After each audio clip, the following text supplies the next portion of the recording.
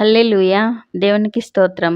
ఈ వాక్యం వింటున్న వారందరికీ యేసుప్రభు వారి నుండి ఆశీర్వాదం, ఆరోగ్యం, ఐశ్వర్యం, సంతోషం, సమాధానం, నిరీక్షణ కలగాలని ప్రార్థిస్తూ సమస్త మహిమ, ఘనత, స్తోత్రం యేసుప్రభు వారికే చెల్లిస్తూ ఈరోజు మనం పరిశుద్ధ గ్రంథం నుండి యెషయా గ్రంథం 3వ అధ్యాయం 10వ వచనం చదువుకుని ధ్యానించుకుందాం.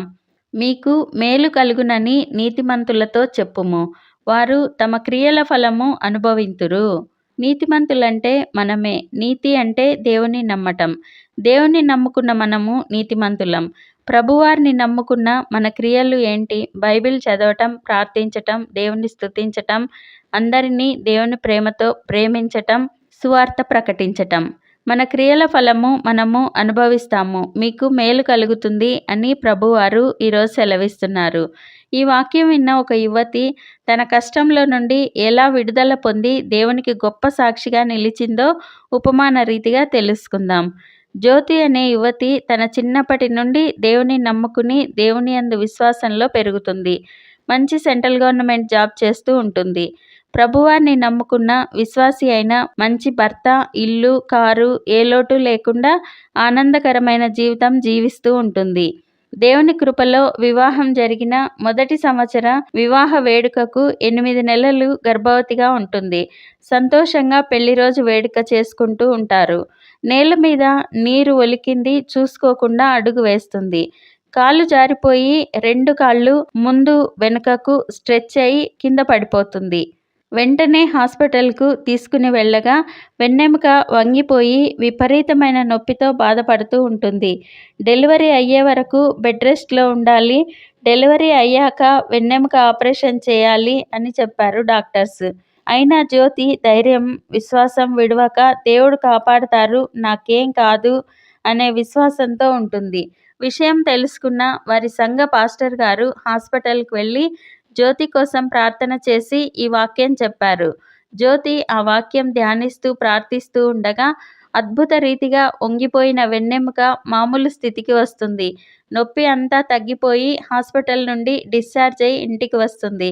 నెలలు నిండాక పండంటి బిడ్డకు జన్మనిచ్చి తన బాబుతో సంతోషంగా దేవునికి గొప్ప సాక్షిగా నిలిచింది.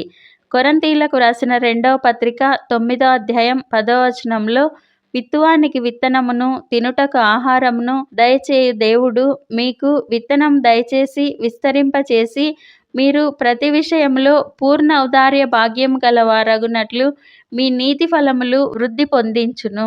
విత్తువానికి విత్తనము తినుటకు ఆహారము దయచేయి దేవుడు నీతిమంతులకు పూర్ణ ఔదార్యము భాగ్యము కలవారగునట్లు నీతి ఫలాలను అభివృద్ధి పొందిస్తారు. మనం రోజు ప్రార్థిస్తూ ఉండగా కొందరు భలే ప్రార్థిస్తున్నారు, కానీ తినటానికి తిండి కూడా లేదు, నోరిప్పితే దేవుడు దేవుడు అంటారు, అంతా ఓవర్ యాక్షన్ అని వెటకారంగా ఎగతాళి చేసి ఉండవచ్చు. కానీ ఆ వెటకారాన్ని, అవమానాన్ని దేవుడు ఘనతగా మారుస్తారు. అనారోగ్యంలో నుండి ఆరోగ్యంలోనికి, దరిద్రతలో నుండి ఐశ్వర్యంలోనికి మనల్ని మారుస్తారు. జ్యోతిని ఆశీర్వదించిన దేవుడు అందరినీ ఆశీర్వదించగల సమర్థుడు. తప్పక ఆశీర్వదిస్తారు. ఈరోజు ప్రభువారు మీ క్రియల ఫలం అయిన మేలును మీరు పొందుకుంటారు అని సెలవిస్తున్నారు. దేనికి కృంగిపోకండి, నేనున్నాను, మిమ్మల్ని అభివృద్ధి పొందిస్తాను అని తెలుపుతున్నారు. ఆయన సెలవిచ్చారంటే నిశ్చయంగా తప్పకుండా ఖచ్చితంగా నెరవేరుస్తారు. మనం నీతి ఫలాలను పొందుకుని అభివృద్ధి చెంది జ్యోతిలాగా ఆయనకు గొప్ప సాక్షులుగా నిలుస్తాం. ప్రార్థన చేసుకుందాం. ప్రభువా, దేవా, సర్వాధికారి తండ్రి, మీ పరిశుద్ధ పాదాలకు వందనాలు, స్తుతులు, స్తోత్రాలు నాయన. మీరు మా జీవితాల్లో జరిగించిన మేళ్ళన్నింటికీ వందనాలయ్యా. మీ నీతి క్రియల ఫలము మీరు సంతోషంగా అనుభవిస్తారు అని తెలుపుతున్న తండ్రి వందనాలయ్యా. పూర్ణ ఔదార్యము భాగ్యము కలుగునట్లు నీతి ఫలాలను అభివృద్ధి పొందిస్తారని వాగ్దానం ఇస్తున్న దేవా వందనాలయ్యా.